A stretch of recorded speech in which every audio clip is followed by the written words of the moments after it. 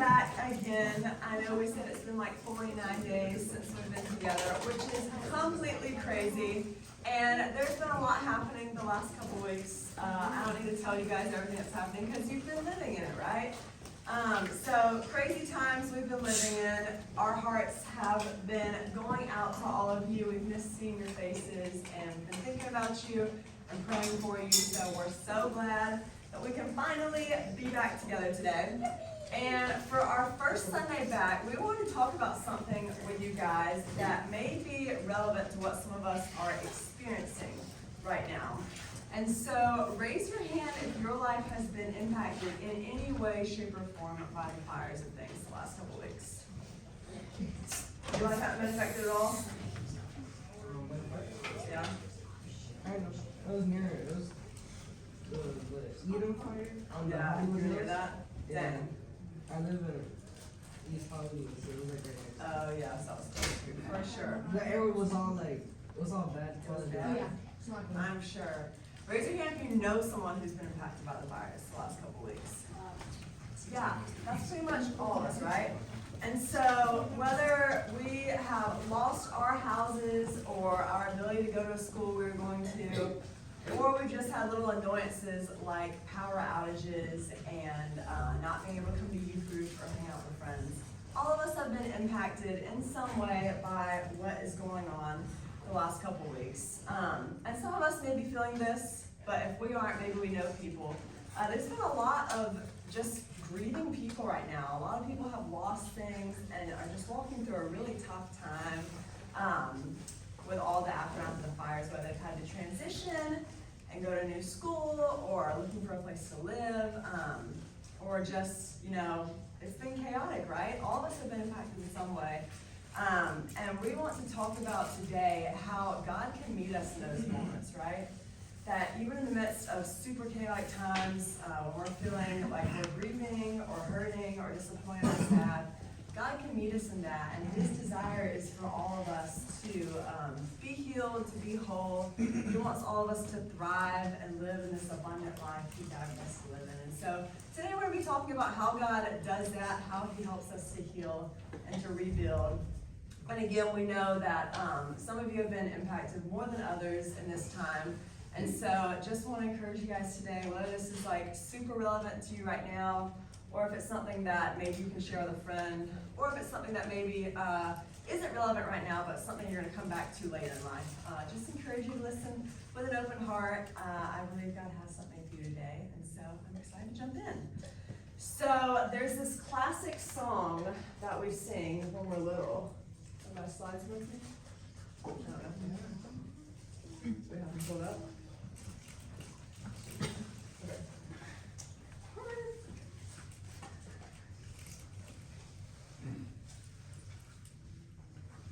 Who knows this song if you're happy and you know it? Who wants to lead us in singing it?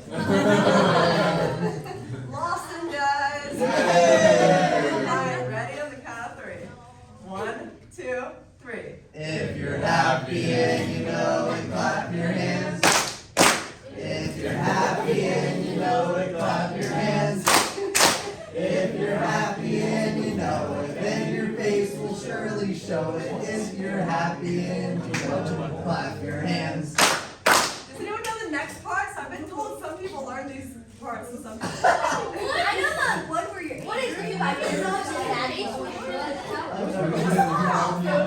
Okay, here's the next couple parts. Anyone learn those? I only know that one. Okay, I've been told there's a couple versions. Bring it back, bring it back. I've been told there's a couple versions of this song. Some of us just learned the We're Only Happy version of the song. Yeah. But there are like 6 other different emotions. What? And a different version of the song. And we're not going to go through all of it, but it says, if you're sad and you know it, you rub your eyes. I want to see someone do it. I want to see you do it, Cyrus. If you're sad and you know it, rub your eyes. If you're sad and you know it, rub your eyes, boo boo. Yes! You know it, and you really want to show it, that's why you show it, right? What about if you're angry and you know it, what do?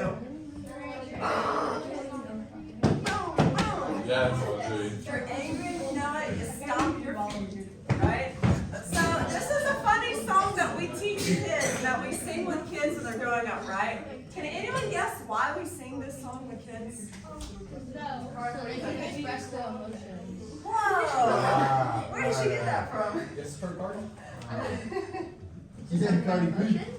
Yes, exactly. Bingo. So we teach this song to kids. Yeah, it's fun. And yeah, it's fun to like joke around and clap and all that, but it also teaches us about what different kinds of emotions we may experience in life. And it teaches us as little kids that it's okay to show those emotions. And so raise your hand if you can tell me some examples of what some different feelings or emotions are that we might experience in life. Happy, sad, angry, and mad. Okay, happy, sad, angry, mad. Anyone got anything else? Okay. Confusion, anxiety, the more complex emotions. Yeah, confusion or anxiety, yeah. Grief. Grief, for sure. Any Sorrow, sorrow, yeah. shock, compassion. Shock, compassion, okay. Depression. Yeah, so those are some different feelings we might feel at different points in our lives. We might feel frustrated and all of that. And so, yes, there's lots of feelings, and we teach kids when they're little that it's okay to show them. But I'm going to tell you guys a secret about growing up. And maybe some of you are experiencing this now, but my adults in the room definitely have experienced this. Sometimes when we grow up, for whatever reason it may be, we start feeling like it's less and less okay for us to share our feelings, right? Like we have certain positive emotions like feeling happy, right? Or feeling excited or wanting to celebrate. But there's other emotions like feeling sad or frustrated, feeling hurt or angry that sometimes as we grow up it feels less and less like it's okay for us to show those emotions.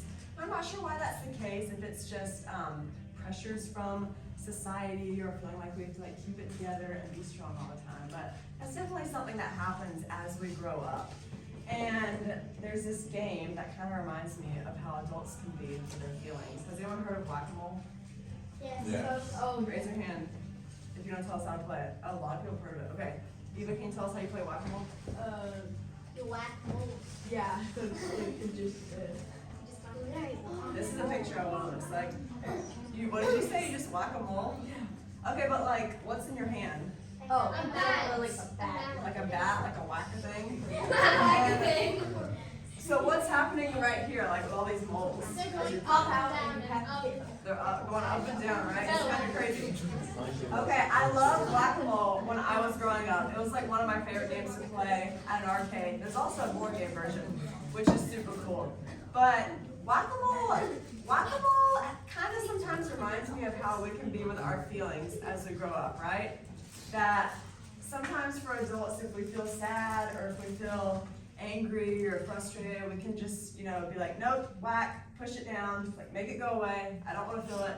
I want to suppress it. Let's medicate, let's get rid of it, whatever we need to do to get rid of it, right? And we just like whack down these feelings that we don't want to feel sometimes. And it's not super practical or wise for any of us to just go about our lives expressing all of our emotions all the time. Like if Penelope got mad at Grayson for something she whispered in her ear during the message, it might not be, Penelope's probably not gonna start stomping her feet, right? Because she just wouldn't do that in this setting. But, maybe later she'll go home and like call her mom or something, right? That's just a silly example. Anyways, so, not saying we should always just express all of our feelings all the time, but we do know from psychological research that if we are constantly suppressing our feelings, like sadness or anger, especially when we've gone through something difficult or painful, something like these fires we just experienced, or any type of other loss or disappointment in our lives, if we're constantly suppressing those feelings, it is not good for us, for our physical health, our emotional health, or even our relationships. And so the question then is, what should we as Christians do when we're experiencing something like grief or loss? What do we do with our emotions? How do we help ourselves feel better? Should we suppress them? Should we hide them? Is there some place we can take them? And how do we help ourselves to heal and rebuild after experiencing something painful or difficult? Do you have a thought to share? You can pray to God. Pray to God. I love that, for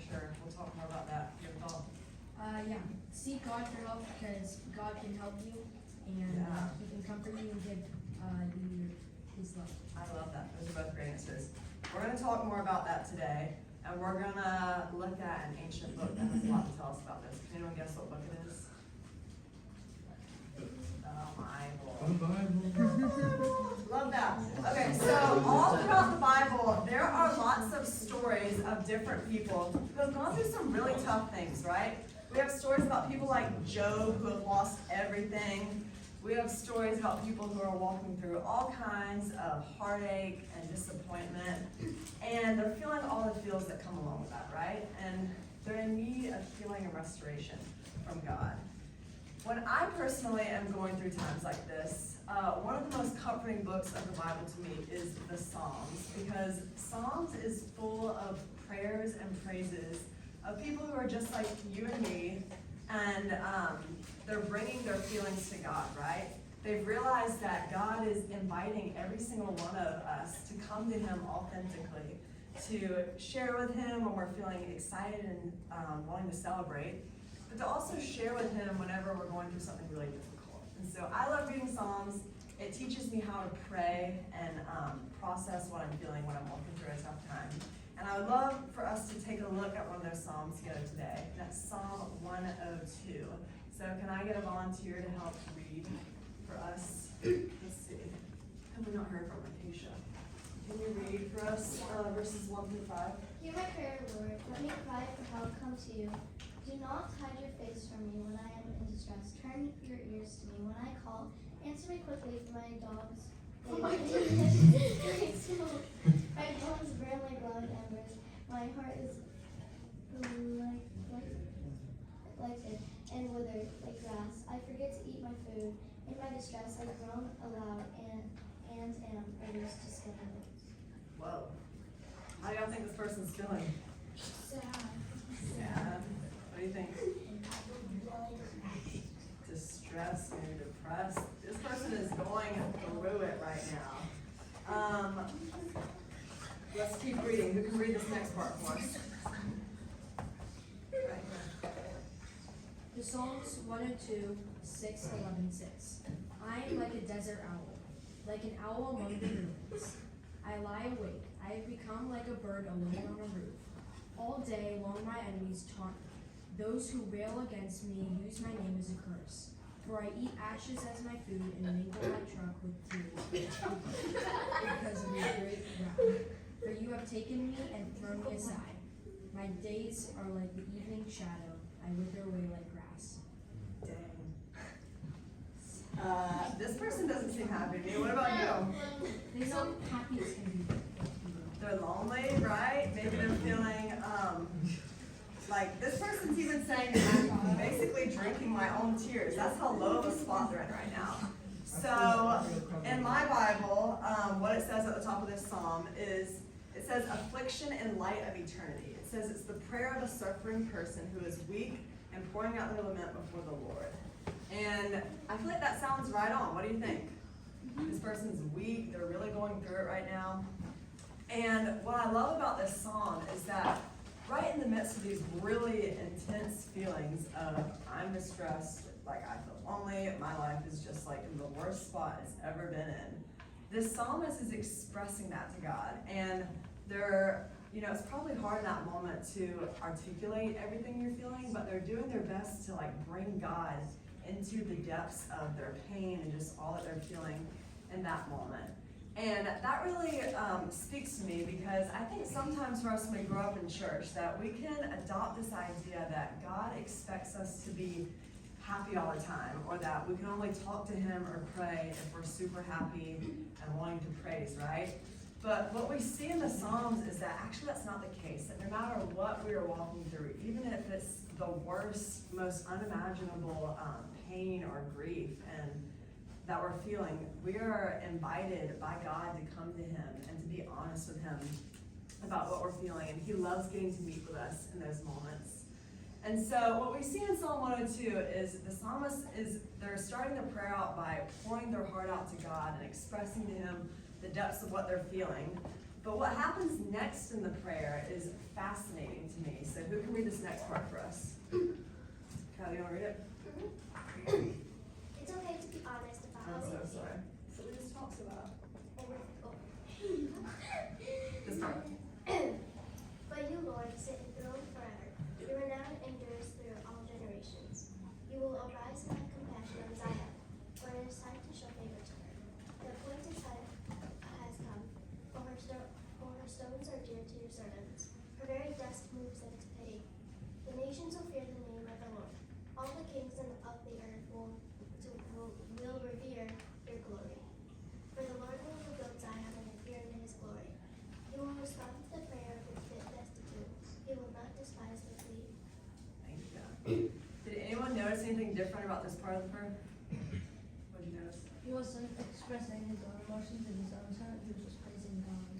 Yeah, his focus shifted from like all that he was going through to who God is, right? Anyone else notice anything? God takes notice of those who are broken-hearted. Yeah, that's so true, right? Yeah, for sure. So, what I see when I look at this prayer is this person first starts out by bringing God into all that they're feeling and pouring their heart out like we read. But just as soon as they get done doing that, they shift their focus to who God is and to what he has promised and what he is doing in the world. And I've long wondered, like, why do people pray like this so much? I see people pray like this in Psalms and Lamentations and all kinds of parts of the Bible. And I'm like, why do people pray like this? And, you know, as I've studied and been looking at this for years now, I've realized that when we pray like this, when we come to God and are honest with him about what we're feeling, and we bring him into that, and then we say, you know what? Yeah, Lord, I'm in this really tough time right now. I'm hurting. This is painful. This is really difficult. And yet, God, I know that you are in control. You're good. Like, you are trustworthy. And you are up to something in my life that's for my good and your glory. Whenever we pray like that, it has such a transformative effect on us. It helps us not only to heal and to move through the feelings that we're experiencing, but it also strengthens us, and it helps us to move forward in that time because, you know, we're reminded of the big picture of what God's doing and, you know, viewing our stories in light of this big story that he's writing in the world. That is super powerful and transformative. And I have tried praying like this several times in my life when I've been walking through a really tough season of loss or grief. And I'm gonna tell you guys, like, it totally works, and God has used it in my life in incredible ways to help me to process, to make sense of things. And so I'm so glad I get to share this with you guys today. And I just hope that you know that whatever you are walking through in your life, whether it's celebrating or mourning and grieving and transitioning, God wants to meet you in that. And his desire is always to heal people, to restore people. He wants to see his people thriving again. And he is honored when you bring him into all of the different experiences you have. I hope that, like the psalmist, you will trust God no matter what he's going through. I think, especially when things like wildfires happen, right? And we just see so much destruction and loss. It's like, God, how could you allow this to happen, right? Has anyone wondered that in the last couple weeks? And that's the question I've asked, is how could you allow this to happen, God? And we talked about this on a Zoom we had with our 4th and 5th graders the other day. Stuart shared us about the story of Job. And something we talked about that night is, you know, some things we just can't explain in life, right?